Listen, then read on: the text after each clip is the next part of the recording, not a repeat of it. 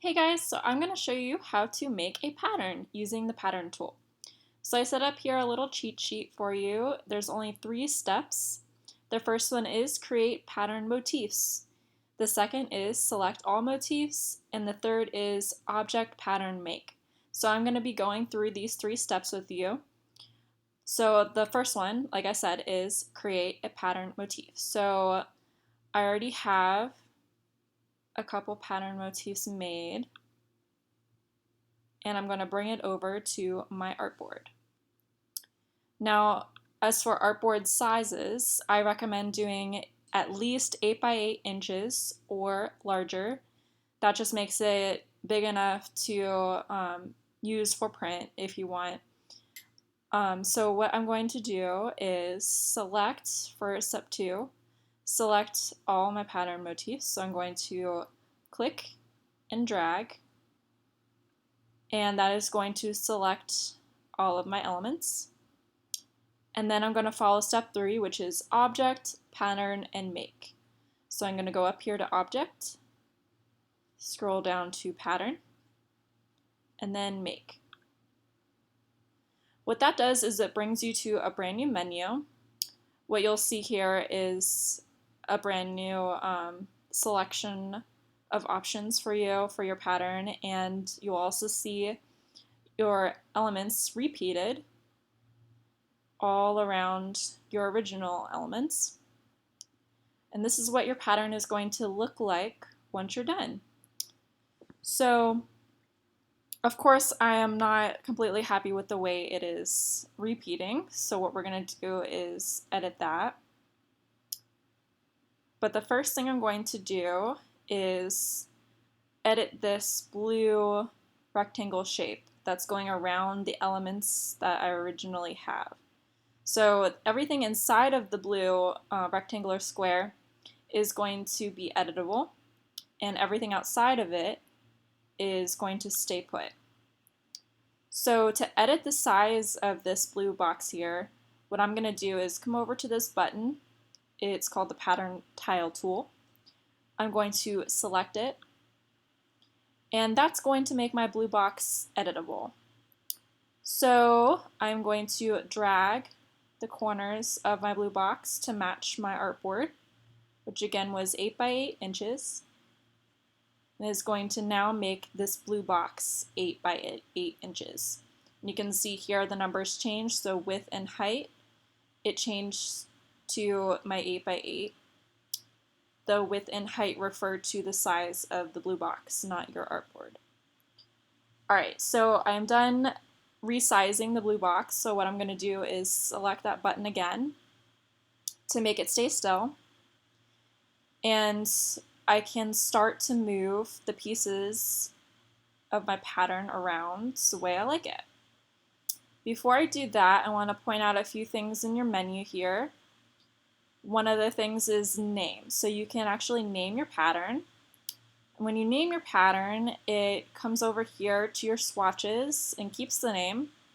So if I hover over the swatch, you can see it is new pattern 3. The next thing on the list here is tile type. So this is a fun little selection where you can edit the way your pattern is multiplied. So right now it's on grid. If I go down, you can go to brick by row, which only shifted the bottom pieces a little bit over. And then brick by column,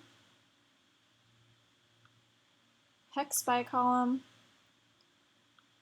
and hex by row. This is helpful to rearrange your pattern in ways that you might not have thought of, or it also arranges it really nicely so that everything is all even, so you don't have to worry about making everything all lined up. So again, I told you guys that the width and the height are going to be the size of your blue box, which is also going to be the size of your swatch here. So if you were to use it on any other program, that's going to be the size of your swatch. If you were to use it for print, again, you want to have it big enough to where it's easy to print and multiply or scale the size of your pattern. Alright, so then below that you can see Size Tile by Art and Move Tile with Art. So I'm going to select these to show you what they do. The Size Tile to Art, what that does is it binds this blue box around the original pieces that I have, and it multiplies everything around the blue box really tight. So if you don't want that, what you can do is check mark that again, click that Move Pattern tool, and then move your blue box again to the size that you want. And then remember to click on it again to turn off the resizing option. The second checkmark box you can click is Move Tile with Art. So if I checkmark that and I select everything, it will move that blue box with my artwork. Alright, so I'm going to unselect that again. And the last thing, or the second to last thing I'm going to show you guys is the copies. So right now it is 5 by 5, so everything is being replicated 5 by 5. If you want it less, you can select 3 by 3, 1 by 1, whatever you want. You can also go up to 9 by 9, or you can play with the other sizes. That just lets you see how your pattern is being repeated in different ways. The other thing I want to show you is the dim copies too. So right now it's set to 70%. So these little images around my original artwork, they are dimmed to 70%. If I don't want that, I can change percentage. You can go up to 100%, and that makes everything the same. I don't like this until the end of creating the pattern so that I could see it all together, but before that I like to have it dimmed.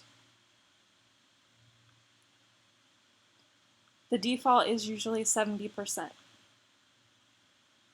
Alright, so when you are done with your pattern, you can check mark done up here in the corner. Or if you're not satisfied with your pattern, you can click cancel. And that will completely undo any of the changes you did in this menu. So before I do that, I can rearrange my elements. I can keep this rooster in the middle here. And then if I want to make a second rooster, I just hold down Option and drag. And that will make a second copy. If I want to change the direction of the element, what I can do is go Object, Transform, and then Reflect. And that will mirror my object to the way I have it set up in this menu here. If I want to have it mirrored horizontally, I can go up here and select that, and that will make my element go upside down. So depending on what you want to do, you're going to change this menu here. So I'm going to go back to vertical, and I'm going to click OK. The other elements I'm going to change are the eggs, so I'm just going to move them around here.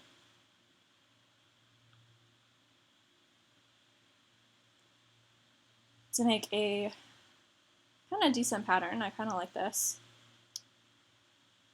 So again, when you're happy with it, you want to go ahead over here and select Done.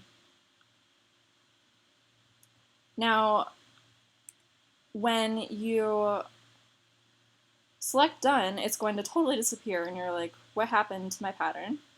Well, it's nice and safe over in your swatches. So when you want to revisit the pattern, all you have to do is double-click the swatch, and it will bring you back to the pattern tool. And you can go back to changing anything you want in the pattern. And again, it will save your changes if you click Done. It will not save your changes if you click Cancel. So I'm going to click Done, and it will bring me back to our original window here. And if I want to see how the pattern looks in a shape, I just make a shape, and you can see that it started to repeat. Now that's pretty big, so if you want to change the size of the pattern, you can go Object, Transform, and Scale. Now that's going to scale your pattern to whatever percentage you have set up, so I had it at 50%. Now I didn't want it to scale down 50% in size, so to stop that, what you can do is unselect Transform Objects. And that will make your pattern repeat to the original size of the object, but still decrease in percentage however you set it to be, or increase. You can also change it to larger than 100%. So once you are happy with the way that it's scaled in your object here, you can click OK. And that is how you guys use the pattern tool. I'm going to zoom into my little cheat sheet so you can either take notes or take a screenshot. Remember to subscribe. Have a nice day, guys. Bye.